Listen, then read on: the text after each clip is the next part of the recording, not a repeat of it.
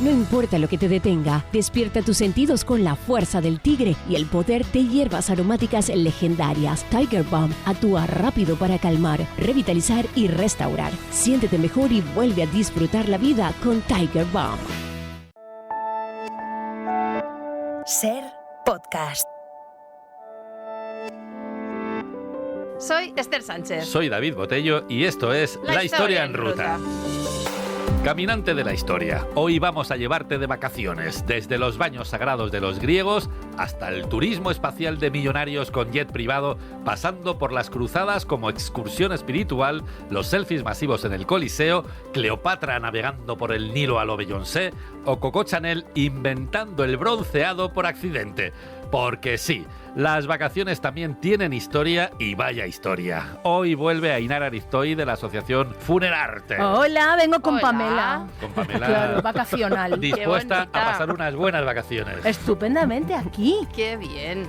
Y se sube a la historia con nosotros Fran Nortes, que es actorazo, dramaturgazo y domador de escenarios, Domador que de lo está escenarios. petando con 3 obras 3 en el Teatro Lara. ¿Tres? Hola, Fran. Hola, David, ¿qué buenas? Que tener 3 obras en el Lara no es poca cosa. Bueno, yo creo que con meter la primera ya van entrando las demás solas. Bueno, no, yo Bueno, ahí estamos, ahí estamos, Yo a metí ver. una y no... Bueno, ahora tengo Bueno, otra. sí, sí, claro, sí, ¿ves? sí. Lo Ahí ves, estamos, es ahí cuestión de hacer hueco. Que nos gusta cuestión de mucho el hacer Lara. hueco. Con 3 obras. Pues será eso, ¿no? Que habrá que ir haciendo ese hueco. Sí, además es un teatro precioso. Maravilloso, muy bonito. maravilloso. Se oye muy bien, se trabaja muy bien allí. Sí, y además tú tienes arriba y abajo, o sea que conoces las dos salas, ¿no? Sí, yo lo voy ocupando todo para no dejar de sitio a nadie.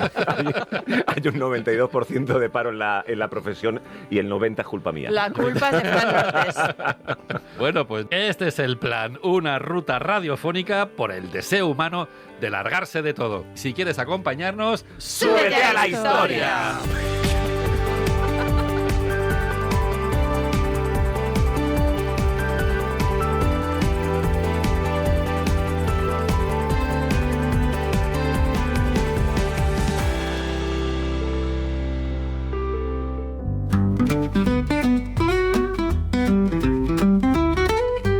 Primera parada, vacaciones divinas en el Nilo. Nos vamos de crucero por el antiguo Egipto. Imagina un crucero sin pulserita, todo incluido, pero con jeroglíficos de oferta.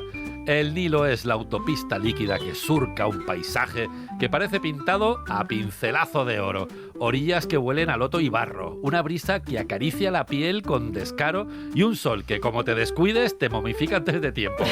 Aquí no suenan DJs con reggaetón, sino barqueros que entonan cánticos ancestrales mientras las aguas cuentan secretos milenarios. Qué bonito. Qué bonito, Hombre, ya te digo, desde la cubierta de tu barca divisas la silueta arrogante de la Gran Pirámide que se alza como una influencer de piedra. Mira a todos por encima del hombro y más allá, los templos de Karnak despliegan columnas que parecen piernas de titanes a punto de echar a andar. Este lugar tiene la chispa de un reality show sobrenatural.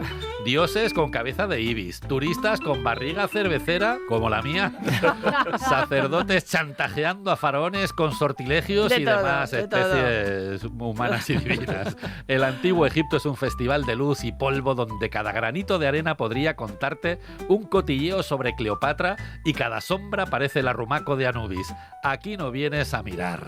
Aquí vienes a sentirte ínfimo, insolente y bendecido al mismo tiempo. Bueno, pues si hoy un crucero por el Nilo es un lujo, en tiempos de Ramsés era un statement de poder puro y duro, ¿eh? Porque aquí no viajabas con un mojito en la mano, aquí bajabas en tu barca sagrada para demostrar que eras un semidios con derecho a vacacionar mientras tu pueblo sudaba construyendo obeliscos, que siempre ha habido niveles. Hombre, Los faraones convertían el Nilo en una pasarela flotante, procesiones en barcos dorados, desfiles de estatuas divinas y caravanas de cortesanos cargando abanicos, incienso y rollos de papiro con la contabilidad de los impuestos que tenían que pesar, ¿eh? fundamental. Objetivo, impresionar al personal y de paso asegurarse de que el Nilo, oye, pues no se enfadara y arruinara las cosechas, que era muy suyo. Importantísimo. Claro, durante las grandes festividades, como la fiesta de Opet, se sacaban las imágenes de Amón y compañía y se las paseaba en barcazas hasta Luxor. Era una mezcla de procesiones procesión religiosa y campaña electoral. Y aunque los turistas modernos solo vean ruinas, este río fue un gigantesco escenario donde los egipcios se jugaban el prestigio y a veces la cabeza. ¡Ojo! Ojo, cuidado. Y si te embarcas en este crucero milenario, hay cosas que no puedes perderte, aunque a nubes te arrastre de la oreja. Para empezar, el templo de Karnak. Oh. Un descomunal complejo que parece diseñado por un arquitecto con delirios de grandeza. Sí. Vamos a ver, columnas de 20 metros, jeroglíficos que te juzgan con la mirada y un patio donde cualquier eco suena a conspiración divina. Esto me gusta mucho. Sí. Mamá, cómprame agua. Mata al faraón, mata al faraón. Después date un carveo por Luxor, donde los obeliscos se alzan como wifis de piedra buscando cobertura celestial. Claro. Si quieres posturear con fotos, reserva tu selfie para el Valle de los Reyes, con tumbas que fueron suites de lujo de faraones megalómanos. A ver, la de Tutankamón, que es la más célebre, un chaval que no hizo mucho, el chiquillo, pero al que Howard Carter convirtió en rockstar arqueológico. Claro. Que es Sí, verdad sí. que es lo que tiene Tutankamón, que en el fondo Sí, es un sí. tío que pasó tan sin pena ni gloria que por eso no le expoliaron la tumba. ¿Verdad? Pero que tan famoso que dices, Claro. sería muy importante, pues no No, hizo no hizo mucho. nada. Ah. Y no te olvides de mirar el Nilo en silencio al atardecer. Qué bonito. Entre tanta piedra monumental y estatua con gesto de mala leche, verás el río fluyendo igualito que hace milenios. Un espectáculo que además es gratis, que recuerda que al final el tiempo se lo traga todo, menos el afán de fardar.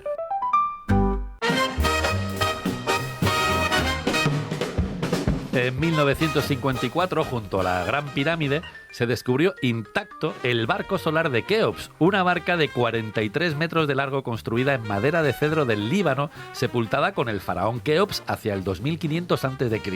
Hay quien dice que fue una barcaza funeraria para transportar al rey. Hay quien dice que no, que era una barca solar para que Keops cruzara el cielo junto al dios Ra. O quién sabe, a lo mejor era un crucero fluvial VIP. Lo que es seguro es que está tan bien conservada que hoy podría navegar por el Nilo sin problemas. Una barca del 2500 a.C.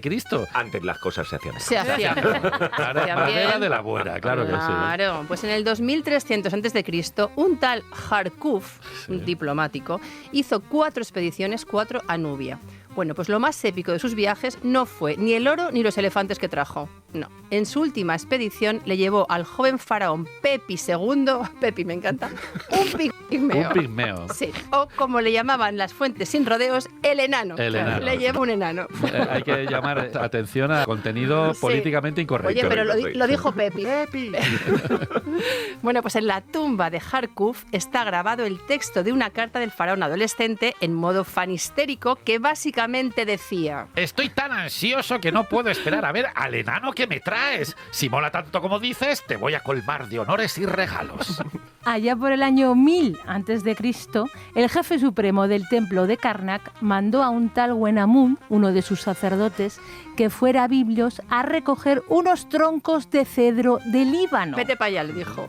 Venga, vete allá, arreando. Libros. Eso sí, eran lo más top para fabricar barcos. Hombre, ¿quién no sabe que el cedro, Cedro del del Líbano? Líbano. De todos he sabido. Construyen un barco de cedro de El cedro del Líbano de toda la vida. Después de un viaje tranquilo, hizo escala en el puerto de Dor.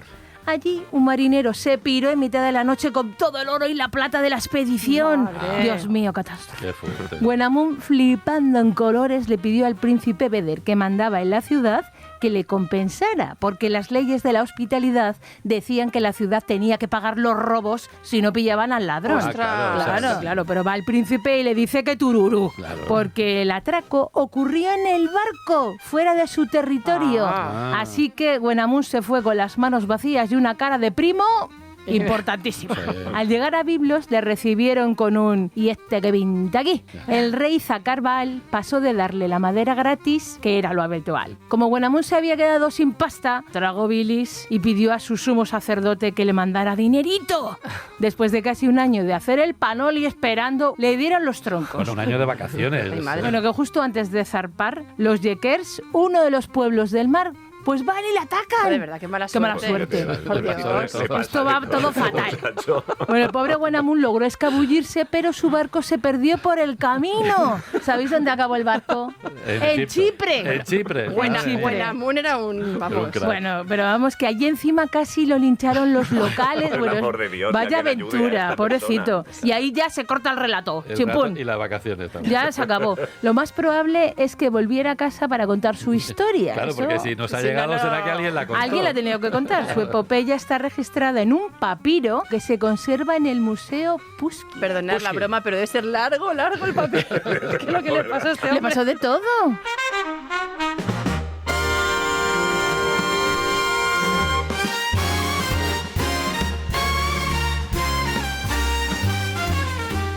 Prepárate porque en la historia en ruta por los veranos con historia nos venimos a la antigua Grecia.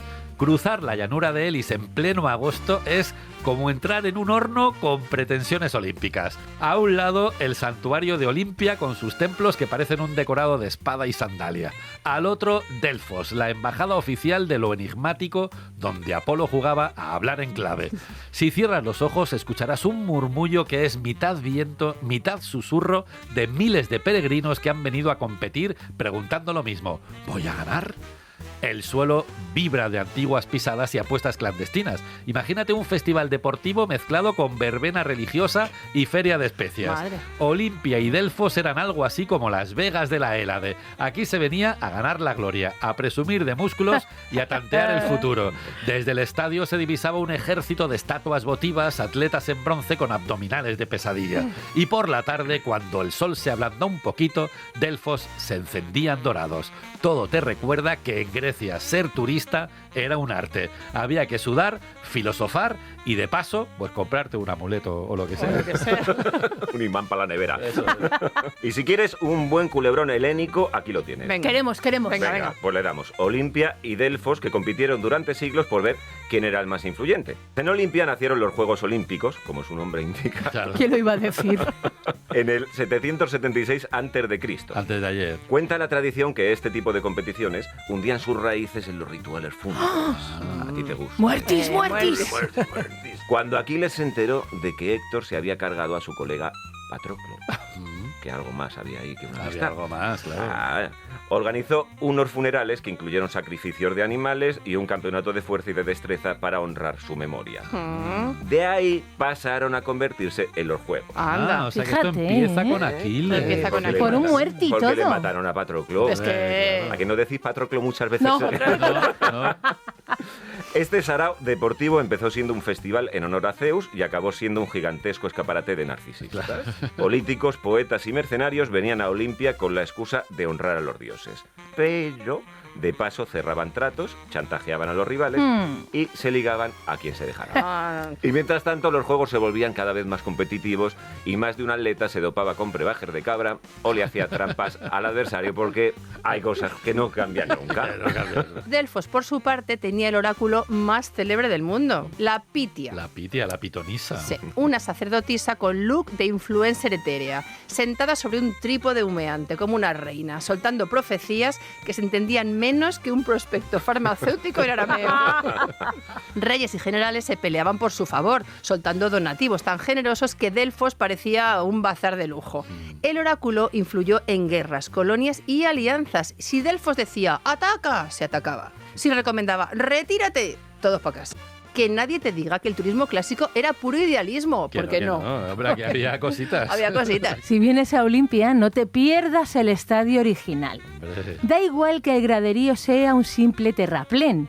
Tú pon un pie en la línea de salida y ya notarás un cosquilleo en los gemelos. Venga, pim, Y a pam, correr. vamos. Es verdad. Aquí se inventó el más rápido, más alto, más fuerte.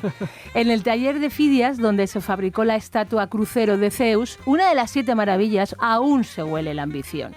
Date un paseo por el Altis, ese bosque sagrado repleto de columnas y altares, y cuenta cuántas estatuas de tramposos se levantaron como escarnio público. Sí, sí, que esto es muy gracioso. Graciosísimo. Cuando hacías trampas, te hacían una estatua y te la ponían ahí. Yo tengo un montón de amigos que tendrían estatuas. En Delfos sube hasta el templo de Apolo y mira las ruinas con ojos de peregrino. Cada piedra era testigo de preguntas y susurros que costaron fortunas. La pasta. No dejes pasar el ónfalos, el ombligo del mundo. Una piedra que parece un souvenir gigante para el salón de tu casa. Asómate al teatro donde se estrenaron las mejores tragedias de la antigüedad. Y si quieres un detalle, en Delfos todavía puedes ver las fuentes donde los consultantes se purificaban o se daban un chapuzón después de sobornar a la Pitia. Una de dos. Los griegos también eran muy de peregrinar al santuario de Esculapio, el dios de la medicina, que estaba en el Peloponeso. Allí iban a pedir salud, remedios o por lo menos una excusita para cambiar de aires. Así que si crees que esto de largarte un balneario para curarte el lumbago es un invento de pensionistas, te equivocas de milenio. El turismo sanitario ya era tendencia en la antigüedad. Los griegos dominaban el arte del chapuzón medicinal. En la Odisea ya se mencionan los baños terapéuticos como si fueran el último grito. Y si querías un destino premium, te ibas a Termos, un pueblo famoso por sus aguas calientes, su paz, su tranquilidad y su alto nivel de postureo termal. Lo inventaron todos los Todo lo griegos. inventaron los griegos. Todos. ¿Qué han inventado los griegos? Cuando los romanos llegaron a Termos, lo cambiaron todo. Donde antes se decía balnea, que eran los baños, de donde vienen nuestros balnearios, empezaron a decir termas por termos. Ah. Y nosotros aquí en la península también teníamos la cornisa cantábrica. Hace más de 3.000 años, las saunas castreñas ya calentaban los huesos de nuestros ancestros. Aquello era un spa con espíritu preibérico. Sudar, purificar el alma y que te crujieran las articulaciones de gusto. En el año 863 a.C., el príncipe Bladud, un británico avant la lettre, fue a un sitio a curarse ahí en el norte de Inglaterra y se curó de la lepra en unas aguas fangosas. En ese momento fundó Bath, el baño de los dioses, para que nadie olvidara su momentazo wellness. Porque en el fondo no hay nada más clásico que irte de viaje a curarte y sobre todo volver para contárselo a todo el mundo y poner los dientes largos. ¡Hala!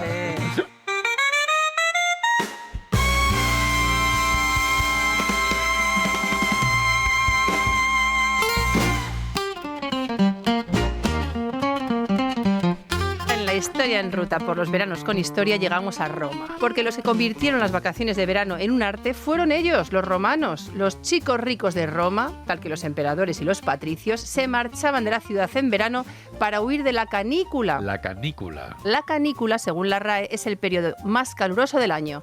La calor. La palabra nos habla de una estrella, Sirio, a la que los romanos llamaban perrita. La perrita. Perrita. En latín, canícula. Uy, la perrita. Estamos en plena perrita. Estamos en plena perrita. Sirio se ve en el cielo entre el 24 de julio y el 24 de agosto. Los romanos ricos no escapaban del calor, sino de la malaria y demás enfermedades que propagaban los mosquitos, que durante la canícula infestaban Roma. Los emperadores se marchaban a su residencia de verano. Quizás la más conocida sea la villa que Adriano se construyó en Tívoli. Luego le siguieron los patricios. Y por último, vamos en escala, los plebeyos composibles, claro. Todo el mundo quería marcharse. Esta costumbre veraniega se popularizó tanto que la palabra vacaciones viene del latín vacatio, estar vacante, disponible o desocupado. ¿Qué tienes tiempo? Vamos, para irte. Sí. El destino de moda, la creme de la creme del desfase veraniego, era la ciudad de Bayas. Vayas. ¡Ay, qué graciosos somos! La bahía más canalla de la costa italiana, un lugar que mezclaba termas calentitas, villas obscenamente lujosas y un ambientazo de todo vale que podría hacer palidecer a Magaluf. Pues... Aquí los ricos venían a desparramar, había fiestas en la playa, en los barcos anclados, en las casas de los ricos. Julio César tenía un casoplón aquí. Para flipar. Ovidio dijo que era de los mejores sitios para ir en verano. Ah, mira. Y aquí murió el emperador Adrián. En Vallas. Sí, Vaya. porque estaba de vacante. Estaba de vacante y dijo hasta aquí. Sí. El sitio molaba tanto que su nombre en latín, Bahiae, da nombre a todas las bahías. Toma ya. O sea que las bahías son de Bayas. Vaya. Y dicen que Baya olía a azufre, a vino barato y a perfume carísimo. Madre mía. Que las orgías eran tan cotidianas que los moralistas de Roma se escandalizaban. No, y luego se apuntaban. Que cuando el verano acababa, la ciudad quedaba hecha un cuadro, ¿no? Ruinas, copas rotas y un montón de patricios resacosos prometiendo no volver al año siguiente. Ya no bebo más, Y luego volvían al año siguiente. Claro. Bayas fue el primer resort de la historia, la madre de todas las bahías. La prueba de que ya entonces huir de la rutina era un arte. Y que los romanos Cuando se aburrieron de Roma, inventaron las vacaciones, el turismo y la fiesta infinita. Fíjate. Ay, los romanos. ¿Qué debemos a los romanos, efectivamente? Muchas cosas. Para entender este fenómeno de las vacaciones hay que tener en cuenta la famosérrima red de calzadas romanas. Oh. La Vía Apia, la primera autopista de la historia, no se inventó para que los patricios fueran a la playa a tostarse el lomo. Ah, ¿no? ¡No! Mm. La idea era que las legiones llegaran rápido a dar estopa a cualquier rebelde con pocas ganas de civilización. Claro. Pero claro, en cuanto se corrió la voz de que estaba asfaltada con piedra premium, empezaron a usarla mercaderes, peregrinos y turistas de toga y sandalia para ir a la villa, a la playa o para conocer los lugares más interesantes del imperio. Claro. El verano romano era un auténtico éxodo deluxe, con atascos por todas partes. Una carruca, un carro en el que viajaba familia, maletas, mascotas, ánforas de vino, servicio doméstico, la suegra, los esclavos, quejicas. Por Dios. Todo allí engurruñado. Podía hacer unos 30 kilómetros al día. Vamos, que si un romano hubiera salido de Madrid rumbo a Benidorm, tardaba 15 días en llegar. Oye, Y poco me parece. Qué menudas buenas cur- vacaciones, ¿eh? Madre mía. Las áreas de servicio ya existían. Cada 15 kilómetros había una mutatio, donde podías cambiar el animal de tiro o tomarte un refrigerio. Algo así como queso rancio y vino peleón. Esas eran las Cosita mutatio. más rica, ¿eh? Las mutatio, claro. Cada que sirve 15 kilómetros. Para estas. cambiar, claro. Sí. Y cada 30 kilómetros te esperaba una mansio. Ah. Palabra que suena a hotel, boutique Sí. o mansión. Claro, muy pero bien. no, ¿No? que era un mesón romano donde dormías en un camastro y te comían las pulguitas. Pero fíjate que aires, no, mansio para luego... No, cutre. No creas que los romanos se conformaban con un chapuzón en vallas o unas termas, que va, a muchos les daba fuerte el rollo cultureta y se marcaban viajes de varios meses o años solo para poder presumir después en la sauna. Les pirraba la cultura griega, Troya, Atenas, Olimpia, Qué guay. auténticos parques temáticos de ruinas y mármol donde los romanos se hacían selfies mentales mientras escuchaban al guía. Aquí fue donde Aquiles le partió la cara a Héctor. Y ellos asentían con cara de entendidos mientras pensaban en la siesta. También estudiaban retórica, filosofía o gramática para luego volver a Roma y sacar pecho en las cenas. Mira lo que he estudiado, ¿eh? Que tú no. Era el Gran Tour versión latina, un Erasmus, pero sin Ryanair y con esclavos llevándoles las maletas. Cuando Grecia se les quedaba corta, tiraban millas hasta Egipto. Les flipaba tanto que un romano con un par de narices y cero respeto por la UNESCO garabateó en una pirámide: Lucio estuvo aquí. ¡No! Lucio se convierte así en el primer grafitero de la historia que tengamos constancia. Así que los atascos, las vacaciones lentas y el turismo cultural no lo inventaron los ingleses, aunque les Anda. duela. No, los romanos ya lo practicaban cuando Londres era poco más que un lodazal con ovejas. Lo hacían más despacito, eso sí, pero con la misma pose de he visto cosas que jamás creerías.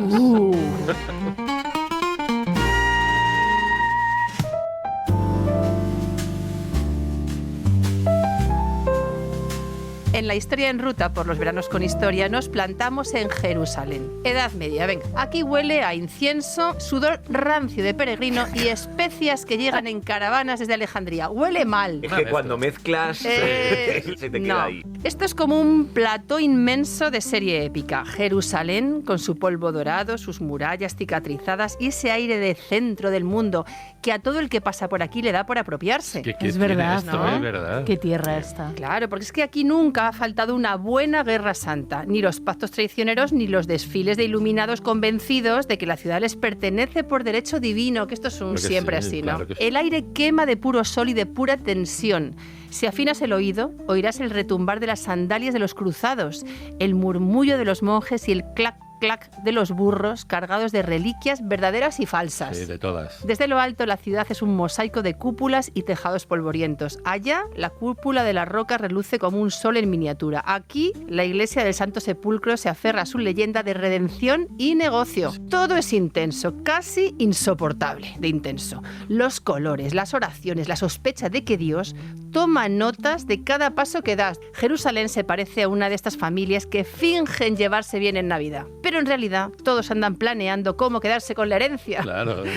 Sí, Jerusalén es la tía mística, el primo fanático y el cuñado mercader. Todos revueltos y en un mismo zoco, Sí. ¿eh? Tiene algo magnético también y un poco turbio. Cada piedra parece preguntarte: ¿Y tú qué vienes a buscar aquí? ¿Perdón o gloria. Y lo peor, Jerusalén sabe que no saldrás igual que llegaste.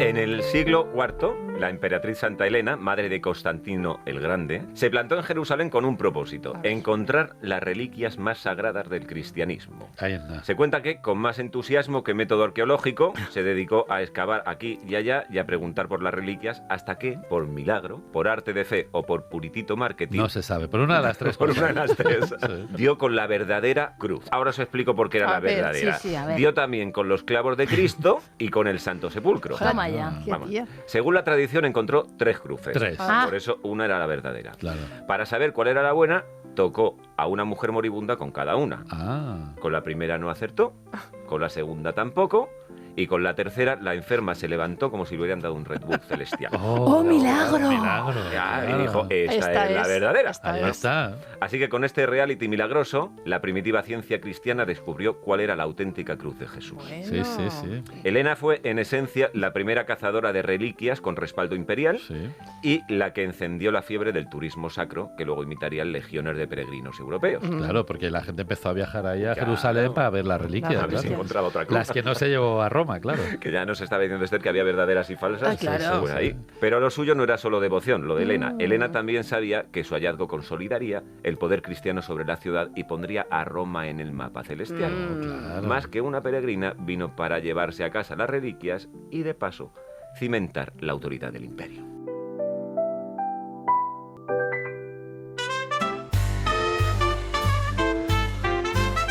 La caída de Roma fue bastante mala para el turismo. Chungo.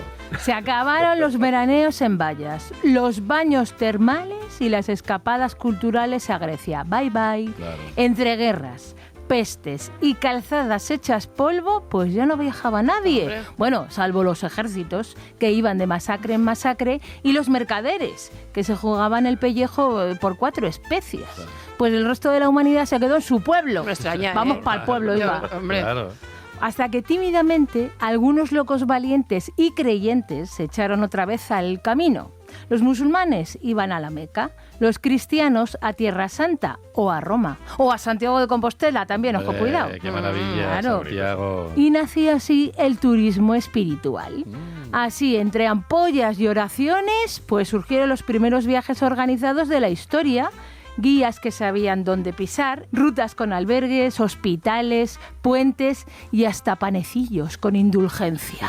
No había hoteles con estrellas, pero sí estrellas que señalaban el norte. Importante. Y poquito a poquito, como quien borda un tapiz con paciencia medieval, el mapa de Europa fue volviendo a la vida, dibujado a golpe de bastón, de fe y de mucha mugre. Tenía que Qué haber peso. Y muchos, ampollas que tenían Y que acabar. ampollas. Ay, ay, ay, ay. Todo había. Hasta que en el siglo XI las peregrinaciones dieron paso a algo más guerrero. Llegaron las cruzadas. Wow. Mezcla explosiva de fanatismo, turismo religioso armado y geopolítica medieval. Nada Toma el menos. cóctel. ¿Qué podía salir mal? ¿Qué podía salir Nada, mal? Todo bien, nada, todo bien, todo bien. Año del Señor de 1095. Clermont, Francia. El Papa Urbano II se sube al púlpito y lo da todo. No predica, arenga, no explica, enciende a las masas. Vale. Y lo hace con tanto fuego que prende Europa como una yesca seca. Madre. El mensaje es simple, eficaz y viral. Los infieles han profanado Jerusalén. Los cristianos del este piden ayuda. Y esta guerra no solo es justa, es sagrada. Madre mía. Deus vult. Lo he dicho en latín para que veáis que domino Madre las mía. lenguas. Dios lo quiere. Ostras. Esto sí que es un eslogan de los buenos. ¿Quién necesita redes sociales cuando tienes a Dios de community manager? ¡Qué eh? nivel! ¡Qué Madre nivel! mía. Hay que decir que todavía no sabemos lo que quería Dios, pero sí que sabemos que Urbano tiene agenda, y no precisamente una agenda oculta. Él lo que quiere es poder, quiere un papado fuerte, quiere a los reinos cristianos peleando en la misma dirección y a poder ser bien lejos lejos de Europa porque se estaban matando los unos a los otros y eso no era plan. ¿Que había problemas entre señores feudales? Fácil, conviértelos en peregrinos armados. ¿Hay gente buscando redención? Perfecto, ofrece una cruz y una espada. ¿Que tienes caballeros con ganas de gresca? No pasa nada, los mandas a Jerusalén, a Tierra Santa, donde podrán matar con bula papal y hasta ganarse el cielo de propina. Y así nace el fenómeno cruzado, una mezcla explosiva de fe, política, saqueo y turismo, que también tenía un poco de turismo. Urbano convierte la violencia en virtud, la guerra en peregrinación, el asesinato en indulgencia. Llama cruzados a la turba de caballeros sedientos de gloria, tierras y perdones. Y de paso crea una imagen de marca que dura siglos. Cruzado bueno, infiel malo, papa, héroe. Lo esculpen en piedra, lo pintan en vitrales, lo repiten en las crónicas. Cruzado bueno, infiel malo, papa, héroe, divino. Porque sí, Jerusalén caerá a sangre y fuego y las víctimas no tendrán quien las escriba. Pero eso no importa, lo que queda es la foto, la imagen del papa como defensor de la cristiandad y de los cruzados como héroes del bien. Urbano II es un visionario del marketing emocional que inventa el turismo bélico. La primera cruzada, una campaña que no prometía descuentos en hoteles, pero que ofrecía algo mucho más potente, la salvación eterna. Y de paso, el saqueo garantizado, las aventuras y alguna que otra reliquia para llevarte de souvenir que, oye, siempre quedaba bien. Las cruzadas reactivaron las calzadas romanas, impulsaron la construcción de infraestructuras y convirtieron Jerusalén en un destino de moda. Aunque algo peligroso, eso sí. Porque en la Edad Media viajabas por Dios, por la espada o por el comercio, o, como en las cruzadas, por todo a la vez.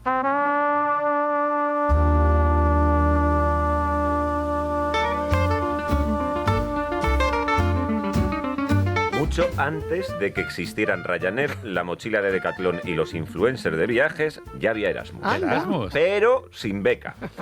En la Edad Media, los hijos de los nobles, clérigos y ricachones hacían un tour universitario por Europa. Iban de Salamanca a París, de Oxford a Bolonia, de Cambridge a Salermo, como quien va de Interrail, pero con escolta, latinajos y muchas monedas en la faltriquera. Así nació el turismo estudiantil de alta gama, un circuito de saber y contactos internacionales. A ver, estudiar estaba bien, sí, pero lo importante era dejarse ver en los sitios que molaban, como ahora, pero con pergamino y sin conexión 5G. Y entonces, a la sombra de los estudiantes con toga, llegaron los turistas cultos del 480. Señores burgueses, humanistas, algún que otro aventurero con barba de sabio y alforja llena de sueños que viajaban a Italia para ver con sus propios ojos las ruinas, los frescos, las Venus y los David. Viajar a Italia se puso de moda y así sin quererlo nació el primer gran tour de la historia, un renacimiento con itinerario. Que por cierto hay quien dice que a los de Toledo se les llama bolos por su afición a mandar a los hijos de los nobles a Bolonia. Entonces iban a Bolonia, estudiaban, volvían, entonces dice, buah, este es más bolo. ¡Qué caché, qué caché! Sí. Y si había que elegir destinos estrella, dos ciudades italianas se llevaban la matrícula de honor. Venecia, y a ver qué me adivina la otra. Florencia. Que se convirtieron en imanes culturales durante el Renacimiento. Por eso, en la historia en ruta por los veranos con historia, venimos a Venecia. ¿Dónde mejor? Venecia. Y mozzarella. Hasta ahí podemos cantar. Sí, ya. Una ciudad construida sobre troncos, belleza en equilibrio precario y máscaras que parecen tener vida propia. Un laberinto de agua, piedra y reflejos que se mira al espejo y se guiña un ojo. Qué bonita es Venecia. Venecia se dice a sí misma, mira qué guapa estoy. Claro, se lo tiene creído. Y claro, a Florencia. ¡Ay, Florencia!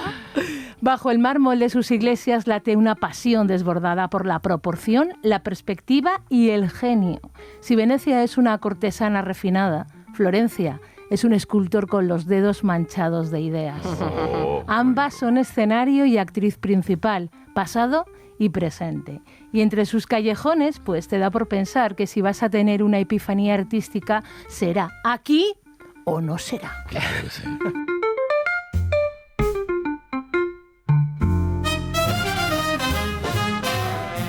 Durante el Renacimiento, Italia no era un país, era un tablero de ajedrez con ciudades-estado peleándose a brochazos y a puñaladas.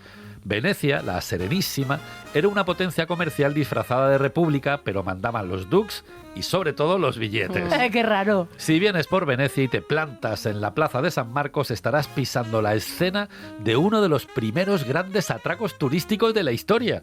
En la basílica, que es medio catedral, medio joyero bizantino, hay un mosaico que te cuenta esta historia. Por si no te la sabes, aquí va el spoiler. Corría el año 9 y Venecia quería tener un santo potente para subir el caché, cosas de la Edad Media. Así que dos mercaderes, Bon de Malamacco y Rústico de Torcello, ¿Qué nombres? dos tipos que parecían salidos de una novela picaresca, se fueron a Alejandría y ya que estaban allí, robaron los restos de San Marcos, el apóstol, el evangelista con forma de león que según la tradición había cristianizado Alejandría. Y atención al truco. Como sabían que los musulmanes del puerto no tocaban carne de cerdo ni con un palo, escondieron las reliquias del santo entre costillares, morcillas y ¡Ay, tocinaco. madre! Todo ahí mezcladito con hojas que disimulaba un poco. Resultado, los guardianes con cara de "Plug", ni miraron la carga. Y así, entre chuletones de cerdo y huesecillos sagrados, las reliquias de San Marcos llegaron a Venecia. Gracias a este golpe de efecto, una mezcla de contrabando, piedad y marketing celestial, la ciudad consiguió tener un símbolo religioso de primera. Alrededor del santo se construyó esta basílica espectacular. Y Venecia se marcó el tanto de convertirse en la capital divina del Adriático. O sea, Venecia nació con glamour, picardía y un poquito de prosciutto. Florencia, mientras tanto, era el laboratorio de lo nuevo. Los Medici, banqueros con complejo de dioses, apadrinaron a Brunelleschi, Botticelli, Leonardo, Miguel Ángel, será por apadrinar. Vamos, que si no inventaron el arte, lo falsificaron tan bien que nadie lo notó. Es verdad. Pero el mecenazgo era también una forma de mafia refinada. Si pintabas para los poderosos, bien. Si te ponías tonto, acababas en el exilio o en la ruina o en formato cadáver, emparedado en algún convento. Tú elegías. Tú puedes elegir. El Renacimiento fue una guerra de egos en mármol, palazzos y óleo. La cúpula de Brunelleschi te deja sin aliento y el corredor de Vasari que conecta el Palazzo Pitti con el Palazzo Vecchio para que los poderosos, oye, pues no se mezclaran con la plebe, con el populacho. Claro. Esto nunca ha estado bien. No. En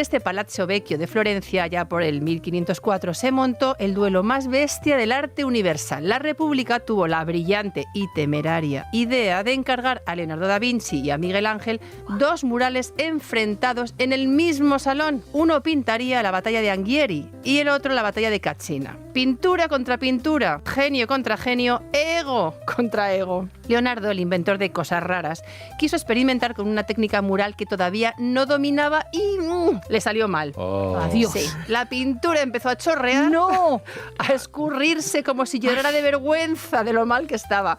Bueno, si es que llegó a pintarla, porque parece que todo se quedó en la fase de pruebas. Ah. Total, que Leonardo se mosqueó, recogió los pinceles y se hizo un ghosting florentino. ¡Ay, madre!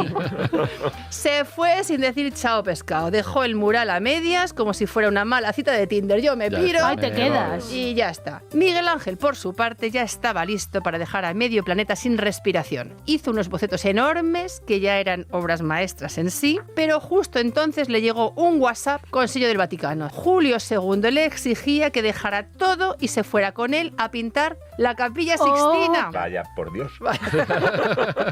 Claro. ¿Y qué pasa? Pues que Florencia perdió el combate. Ninguno de los murales, por una cosa u otra, sobrevivió. Pero la historia del arte ganó dos leyendas. En Florencia, hasta los fracasos tienen estilo. Claro que sí.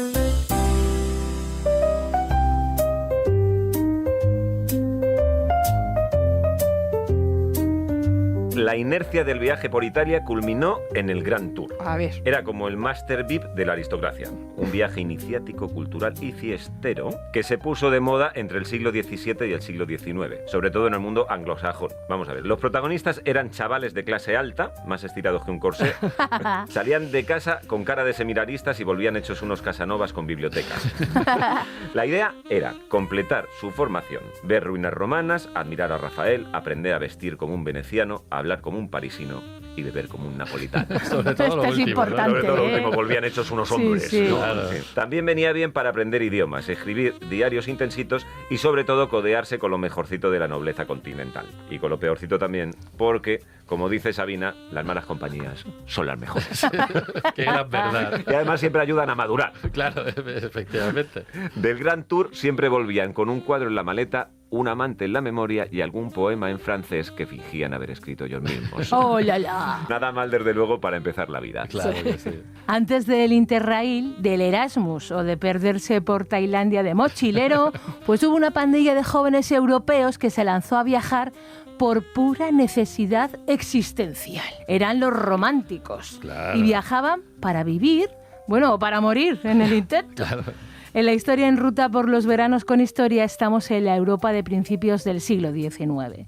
La Revolución Francesa ha fracasado en la guillotina.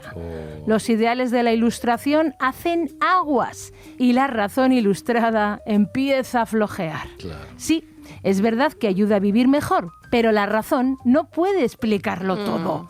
Y ante el fracaso de la razón solo queda una solución: abrir la jaula del alma. Soltar las fieras del sentimiento. Escribir poesía mirando al abismo. Acaba de llegar el romanticismo. Un péndulo que se va justo al lado contrario de la Ilustración. Donde antes había normas, ahora hay tormentas interiores. Donde antes había enciclopedistas, ahora hay poetas, piratas y suicidas. Sí, ahí está. Es la era de la imaginación, la fantasía, la intuición y sobre todo las emociones. Cuanto más intensas, mejor. Así no se puede vivir. Ahí sí no se ¡Oh, puede vivir. qué intensidad, qué intensidad! agotador. Oh.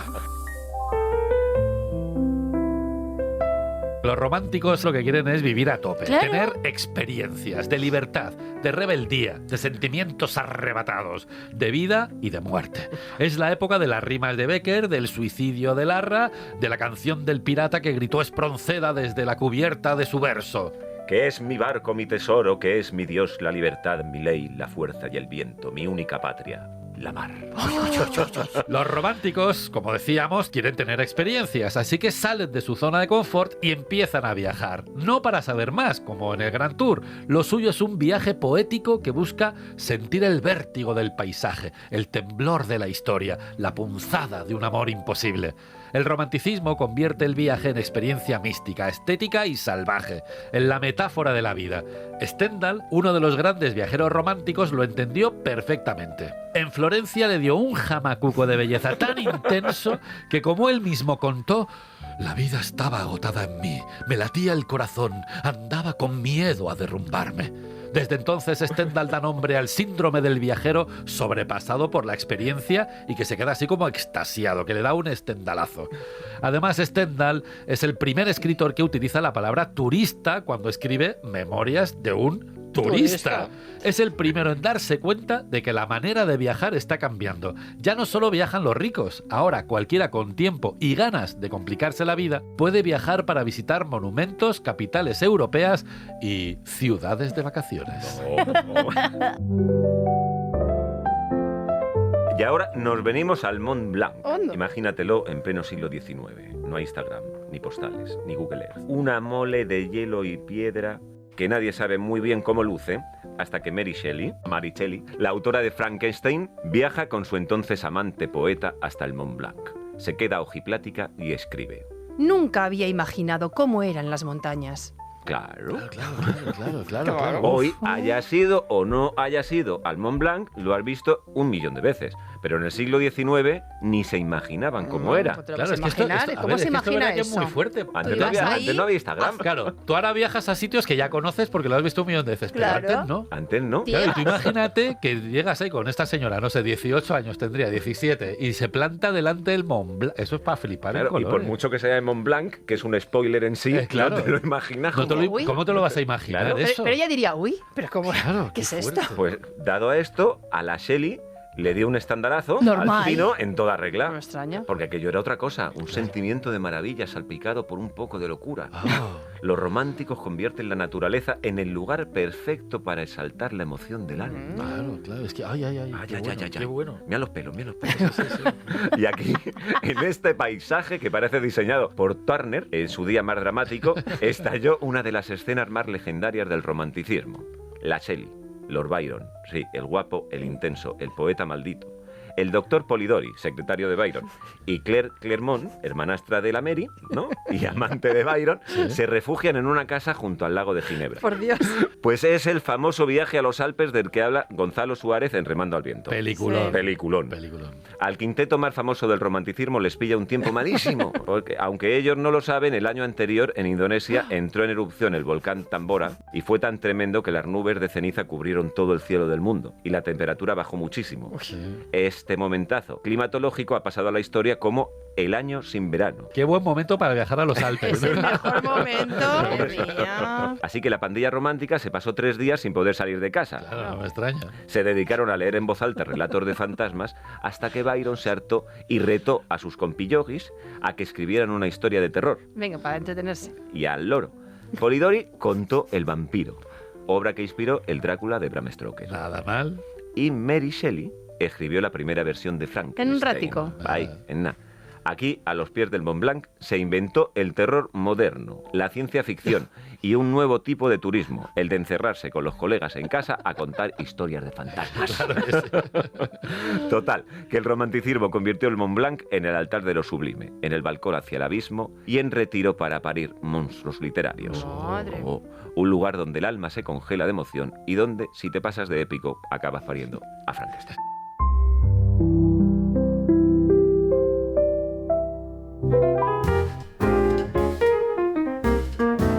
El siglo XIX no solo inventó el romanticismo, también inventó la revolución industrial, la máquina de vapor, el tren y el turismo moderno. Todo empezó con Stephenson, un tipo con cara de sacerdote protestante y alma de matemático. Sí, este señor en 1825 puso a rodar la primera locomotora a vapor.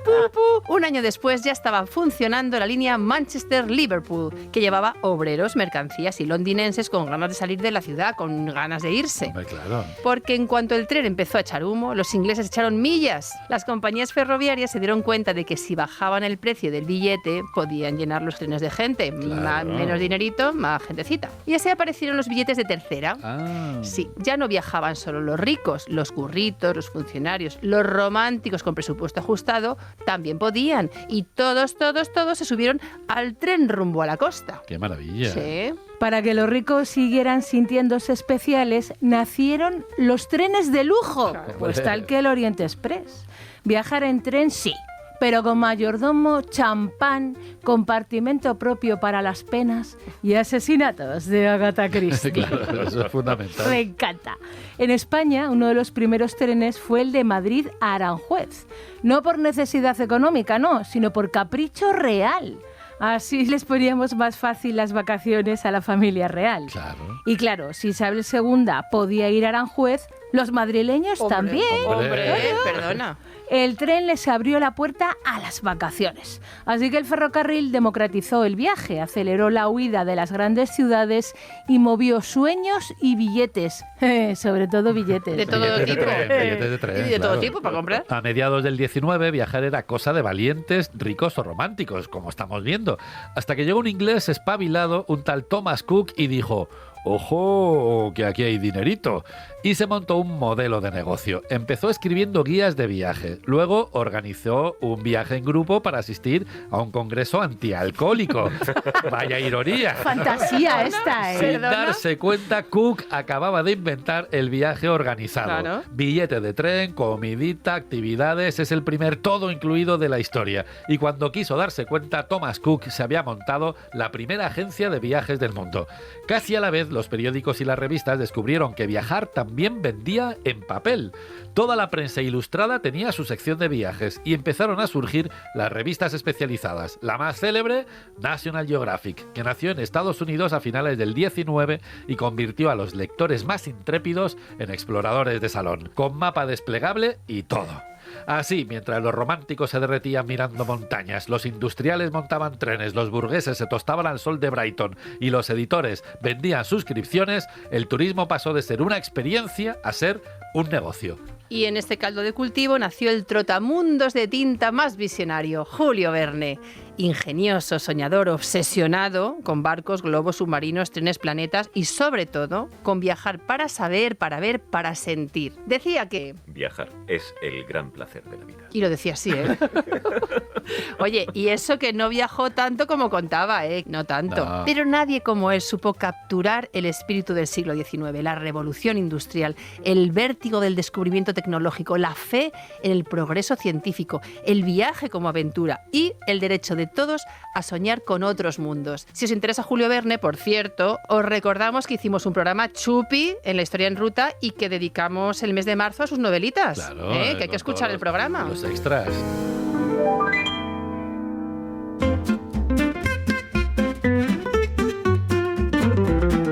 En La Historia en Ruta por los veranos con historia llegamos a la Costa Azul. A la Côte d'Azur, qué maravilla. Playa, lujo, realeza y cuerpos al sol. Aquí el Mediterráneo se pone su mejor filtro. Azul cobalto, cielo despejado y yates que parecen flotar sobre espejos. Las gaviotas chillan como paparazzis en Cannes y el viento, cuando sopla, parece que susurra en francés. Desde una tumbona en Niza o un balcón en Monte Carlo se ve el mundo como lo vería un magnate aburrido, brillante, lujoso y listo para conquistarlo. Este rincón de la costa francesa es como una diva de los años 50. Elegante, carísimo y cuajado de trajes de baño a rayas. Estrellas de cine, reyes en bata de baño y toda Europa del Norte bajando en tren, como si huyera de sí misma a ritmo de jazz manouche.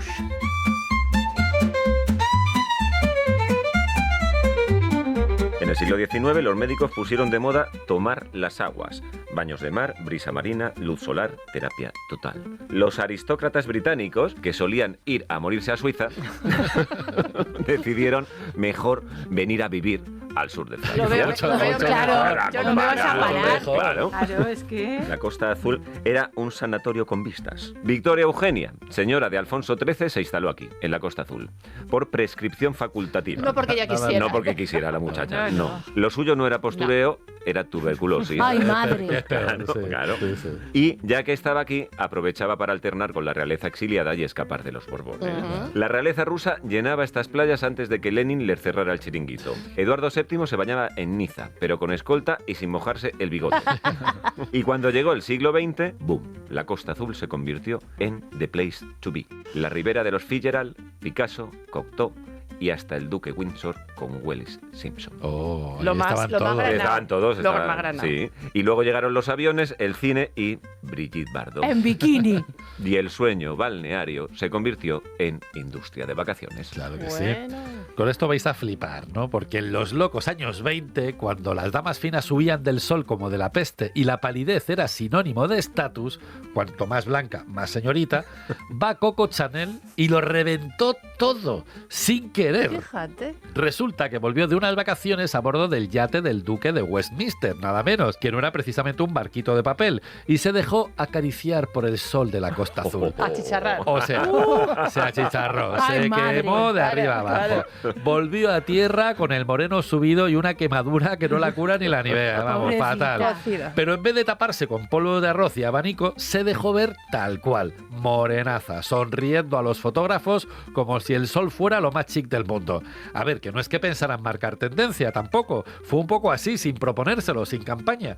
Chanel lanzó una tendencia que cambiaría la piel de la moda para siempre. El moreno, que hasta entonces olía a campo, jornal y miseria, se convirtió en símbolo de glamour, vacaciones y modernidad. Y un poquito del yate del duque de Westminster también. O sea, si estás bronceada es que has estado en la Riviera, o en un yate, o como mínimo vagueando al sol. El lujo ya no se mide en joyas, sino en rayos precios suban. Así que ya ves que la moda puede empezar por un despiste con la sombrilla, que un buen bronceado puede tener más impacto que un manifiesto de 40 páginas y que Chanel no inventó el verano, pero lo puso de moda. Ole Y por esto Chanel. no da para más. No, Hoy se ha ¿cómo subido a que la historia no? con nosotros Fran Nortes. Qué Muchas gracias, bien, Fran. Un placerazo, ha sido muy Qué divertido. guay. José María Sendra, Julia García Soto y Juan Aranaz andan preguntando a los burgueses con sombrilla que revolucionaron el mundo del turismo a ver si les ayudan a enderezar este desconcierto sonoro. Y a los micrófonos, sabiendo que las vacaciones son un grito de libertad y que la mejor manera de vivirlas es contarlas y presumir de ellas, Esther Sánchez, Adrinar Aristoy y David Botello. Te esperamos en los extras y en la próxima ruta. Si quieres acompañarnos, ¡Súbete a la historia! Para no perderte ningún episodio, síguenos en la aplicación o la web de la SER, Podium Podcast o tu plataforma de audio favorita.